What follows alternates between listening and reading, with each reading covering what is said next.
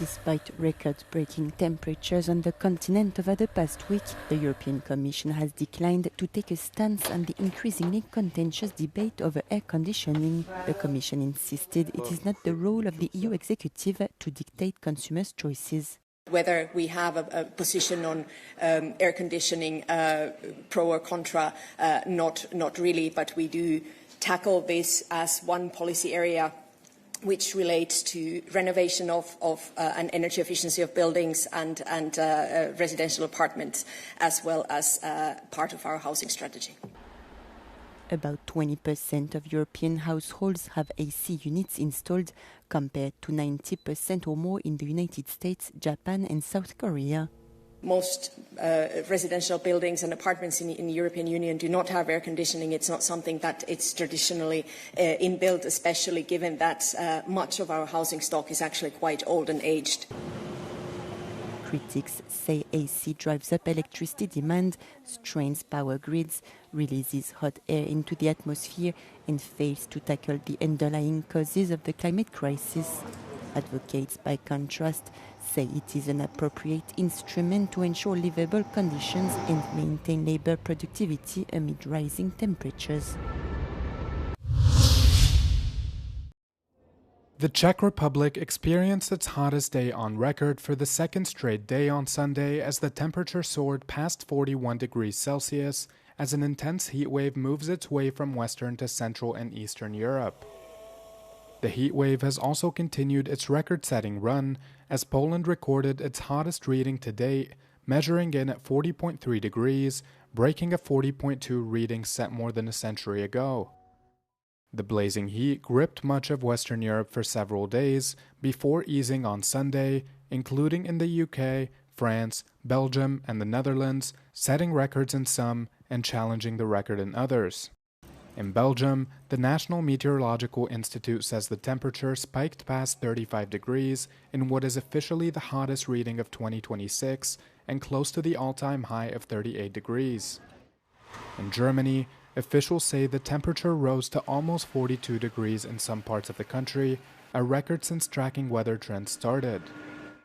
Temperatures in Rome, a city that has become no stranger to heat waves in recent years, surged past 41 degrees, forcing tourists to battle the scorching sun on their holidays. Experts say the heat is expected to sustain for a few more days in the continent before moving eastwards to Turkey and further on to Central Asia.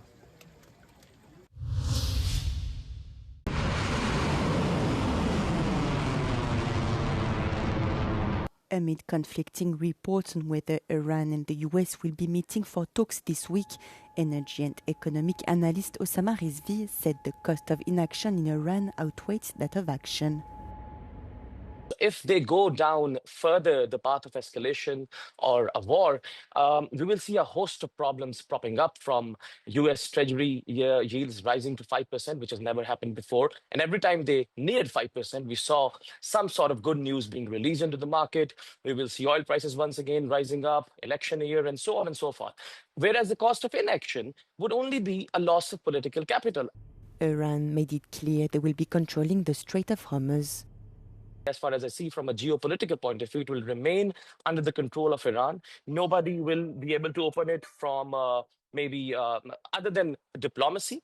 But at the same moment, at the same time, I think shipments and tankers will continue to flow because it serves both the sides. Rizvi stressed the memorandum of understanding remains very fragile due to the many actors involved. The European Union will seek to achieve tangible results through dialogue with China by October, the bloc's trade commissioner said on Monday after meeting his Chinese counterpart in Brussels. Tensions between Brussels and Beijing have ramped up over the past few weeks after China's repeated threats to retaliate against the EU's decision to protect its market from Chinese overcapacity. Today's discussions were intensive, focused, and constructive. My objective from the outset has been clear, to begin balancing the trade relationship between the European Union and China. The gap is widening. China's export to the EU keeps rising, while our market share in China keeps shrinking. The EU is facing a growing trade deficit with China, which has reached a record €1 billion a day. At the last summit in June, member states gave the European Commission a mandate to conduct a dialogue with Beijing to rebalance the trade relationship.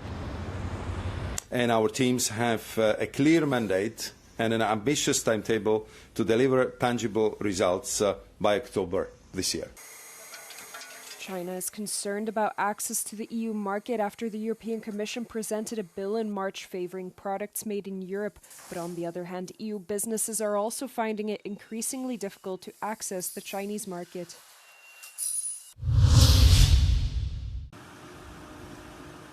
"11 people died in a light aircraft crash in Tomblaine near Nancy. The aircraft had just taken off when what appears to have been an engine failure occurred. The plane fell almost vertically, just 300 meters from the airport from which it had taken off.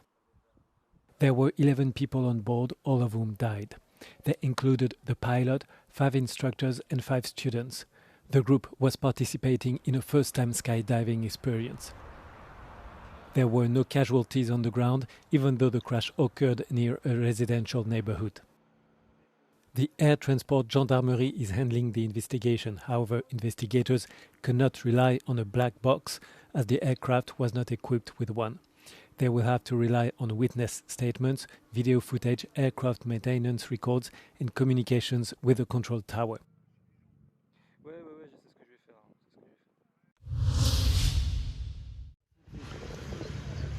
At least 6 people were killed and several others were injured in a shooting at a youth welfare facility in the northern German town of Stade on Monday. German media reported 4 women and 1 man were shot dead in the facility and that a 6th person later succumbed to their injuries in the hospital. 2 people, a male suspected shooter and his female companion, were arrested. Police said it was likely a family tragedy, but are still working to establish the background to the shooting and what exactly happened. Stade has approximately 50,000 residents and is located about 40 kilometers west of Hamburg.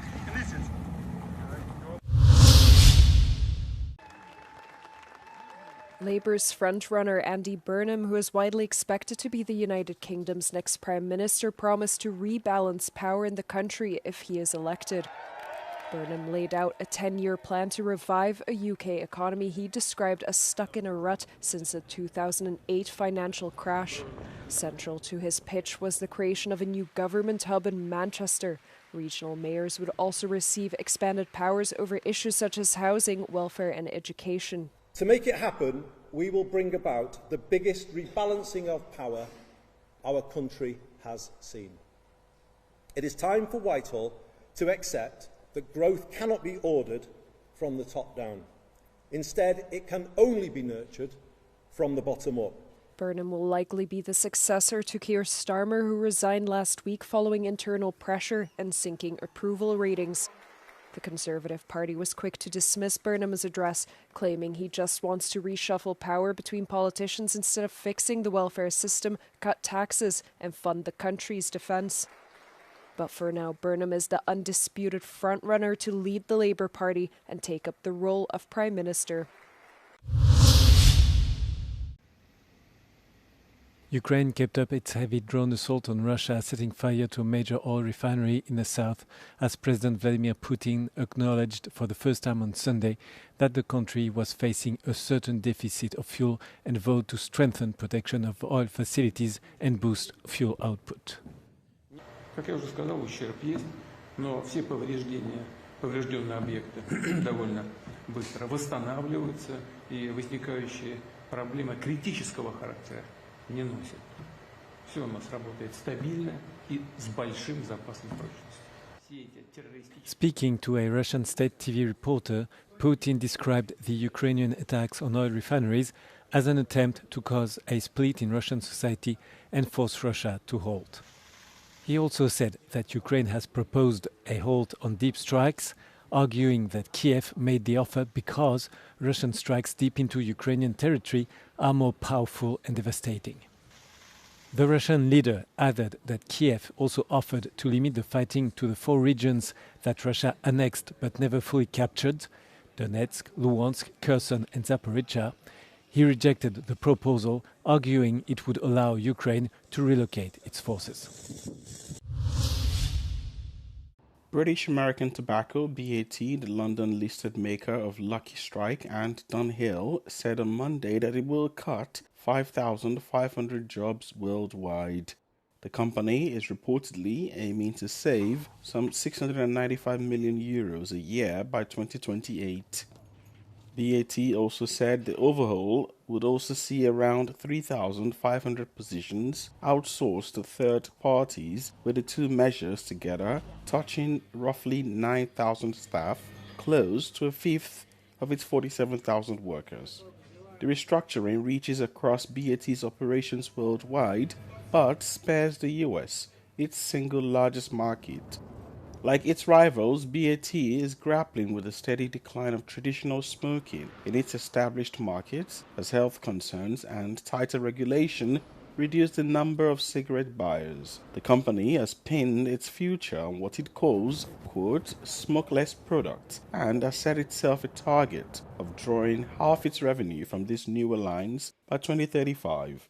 However, that transition has not been smooth. Earlier this year, BAT said it was planning savings to make it, quote, more digital and AI-focused.